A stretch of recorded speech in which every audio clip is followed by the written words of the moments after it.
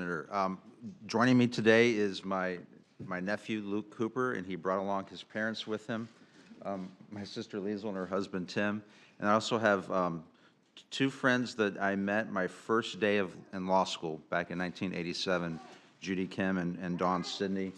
Dawn was at my confirmation hearing for the deputy administrator, and today she brought her mother with her, Betty Beveridge, who traveled here from Florida to be here today.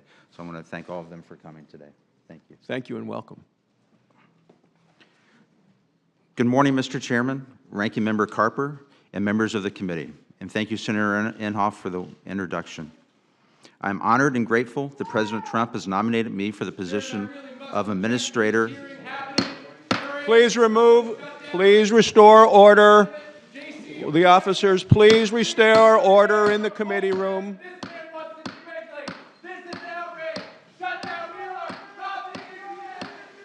Please restore order in the committee room.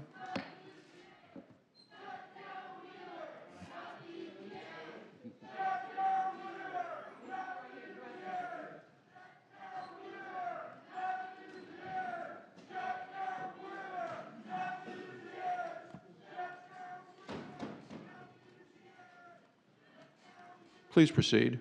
Thank you, Senator. I'm honored and grateful that President Trump has nominated me for the position of Administrator of the Environmental Protection Agency.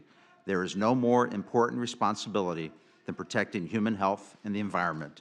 It is a responsibility I take very seriously.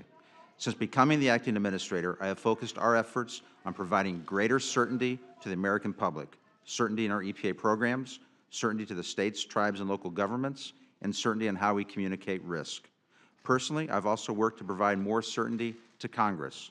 Immediately after becoming the acting administrator, I reached out to the chairs and ranking members of our authorizing and appropriating committees in both the House and the Senate.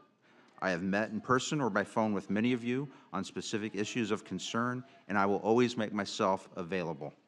The American public has a right to know the truth about the risks they face in their daily lives and how we are responding.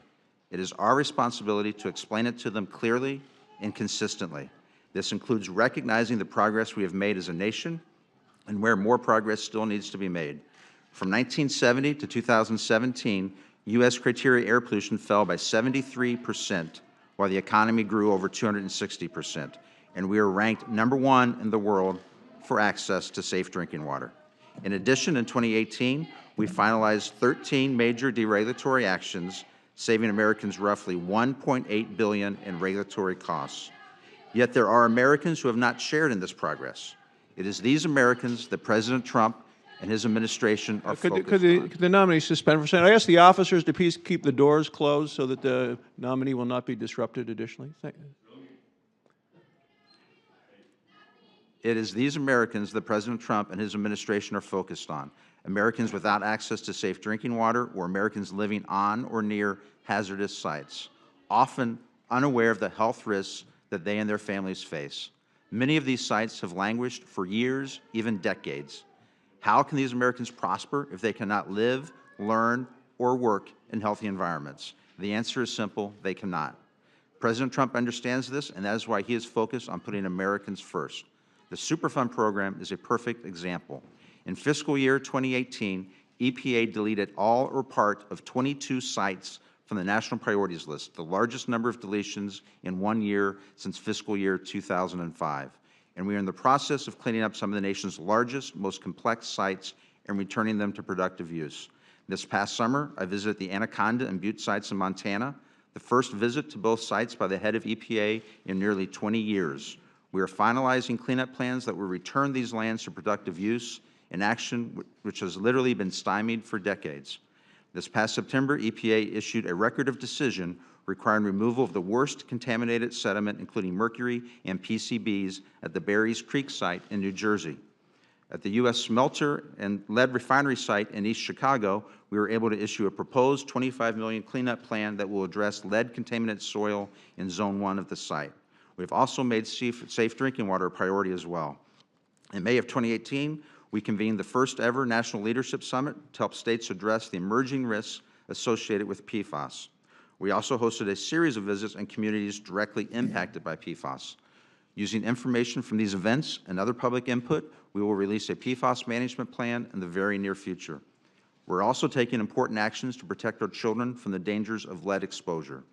We proposed stronger dust lead hazard standards, and we are updating the lead and copper rule for the first time in over 2 decades.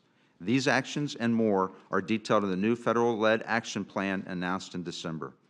In addition, we are using our grant and financing programs to help communities replace lead surface lines and upgrade their water infrastructure. Under President Trump, EPA has issued 7 WIFIA loans totaling over $1.5 billion. Combined, these projects will help finance over $3.5 billion in infrastructure investments while creating over 6,000 jobs, and that's just the beginning. This past year, we invited an additional 39 projects across the nation to apply for the WIFIA loans that would help finance $12 billion in infrastructure and create up to 183,000 jobs.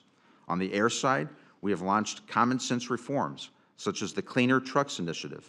By working closely with states and the private sector, we will reduce NOx emissions from heavy-duty trucks, which is not required by statute or court order, but it makes sense to do. Finally, we propose 3 major rulemakings on our new Waters of the U.S. definition, the Affordable Clean Energy Rule, and the Safe Vehicles Rule in conjunction with the Department of Transportation. Through our regulatory reforms, the Trump administration is proving that burdensome federal regulations are not necessary to drive environmental progress. What makes our actions effective and durable is our commitment to vigorously enforce them.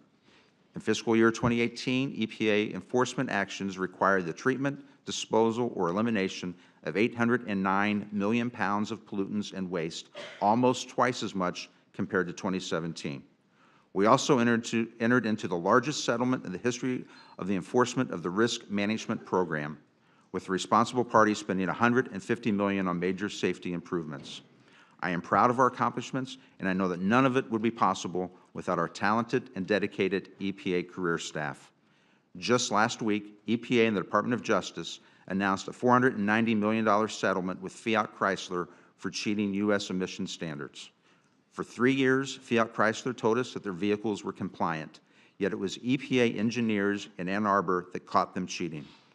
And then they proved how they were cheating, and that was no easy task. Defeat devices are hidden in vehicle software, which contains more than 100 million lines of code.